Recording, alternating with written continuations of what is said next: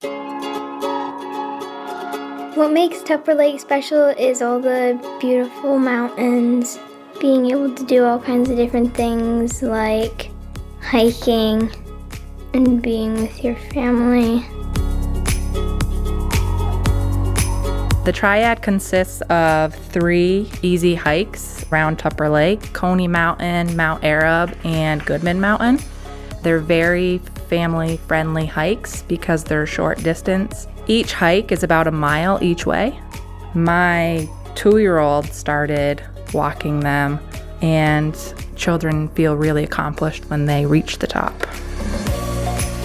You got to see all kinds of different things from up really high. You can see all of Tupper Lake. My favorite part of the hikes is the view that we find at the top. Each time it feels like the first time you're seeing it. So you could do it over and over again and it would never get old. When you finish the triad, you get badges and stickers. My husband and I were both raised in Tupper Lake and consider ourselves extremely fortunate to be able to raise our own children here because of the beauty and all of the opportunity for adventure we have right in our backyard.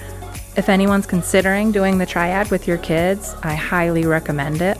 Pack a lunch and make a day of it. Discover my Tupper Lake.